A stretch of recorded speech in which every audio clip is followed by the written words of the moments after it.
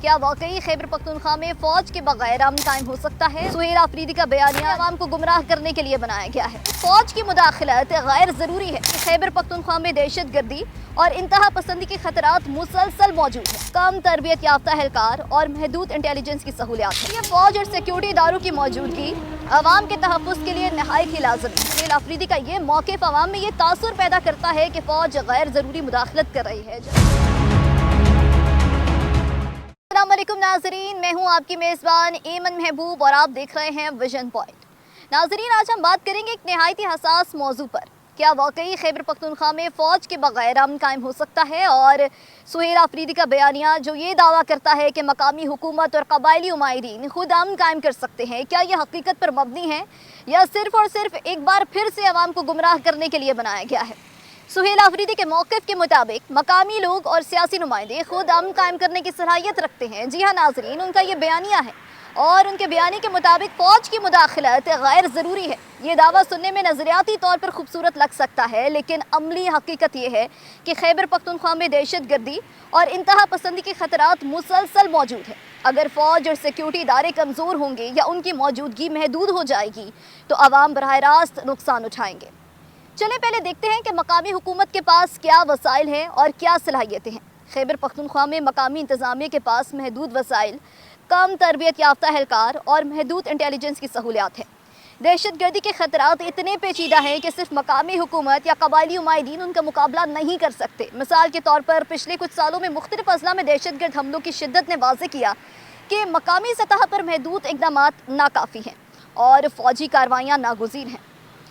اب سوال یہ اٹھتا ہے کہ کیا مقامی سطح پر مضبوط حکمت عملی اپنانے سے فوج کی مداخلت کو کم کیا جا سکتا ہے؟ عملی طور پر یہ ایک بہت بڑا چیلنج ہے۔ مقامی نمائندے اور قبائلی عمائدین اگرچہ امن قائم کرنے کی کوشش کر سکتے ہیں، لیکن دہشت گرد عناصر کی منظم کارروائیاں، خفیہ نیٹ ورک اور ہتھیاروں کی دستیابی اس کوشش کو ناکام بنا سکتے ہیں۔ اس لیے فوج اور سیکیورٹی اداروں کی موجودگی عوام کے تحفظ کے لیے نہایت ہی لازمی ہے۔ سوال یہ بھی اٹھتا ہے کہ اگر واقعی فوج کے بغیر امن ممکن نہیں تو عوام کے لیے کیا سب سے بہتر حل ہے؟ جواب یہ ہے کہ عوام کو مضبوط سیکیورٹی اداروں، مقامی حکومت، قبائلی عمائدین اور سیاسی نمائندوں کے مشترکہ اقدامات پر بھروسہ کرنا چاہیے۔ فوج کا کردار صرف آپریشن تک محدود نہیں ہے، بلکہ تربیت، مشاورت اور مقامی حکمت عملی کی رہنمائی بھی اس میں شامل ہے۔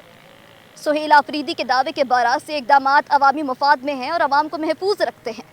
سہیل آفریدی کے موقف میں ایک اور پہلو یہ بھی ہے کہ فوج کی موجودگی عوامی آزادی یا مقامی حکمرانی پر منفی اثر ڈالتی ہے۔ حقیقت یہ ہے کہ سیکیورٹی اداروں کی موجودگی عوام کی حفاظت کے لیے ضروری ہے اور کسی بھی عملی حکمت عملی کا حصہ ہے۔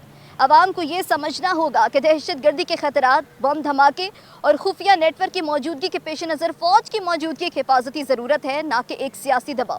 مزید یہ کہ سہیل آفریدی کا یہ موقف عوام میں یہ تاثر پیدا کرتا ہے کہ فوج غیر ضروری مداخلت کر رہی ہے، جبکہ حقیقت یہاں پر یہ ہے کہ ہر کارروائی عوام کے حق میں کی جاتی ہے۔ عوام کو اب یہ سمجھنا ہوگا کہ فوجی کارروائیاں صرف دہشت گردوں کے خلاف ہیں، نہ کہ عام لوگوں یا مقامی حکومتی نمائندوں کے خلاف۔ خیبر پختونخوا میں عوامی تحفظ کے لیے مقامی سطح پر اقدامات کیے جا سکتے ہیں، جیسے کہ قبائلی عمائدین کی نگرانی، مقامی کمیونٹی کی شمولیت اور معلومات کی شیئرنگ۔ لیکن یہ اقدامات محدود ہیں اور دہشت گردی کے پیچیدہ خطرات کے مقابلے میں کافی نہیں۔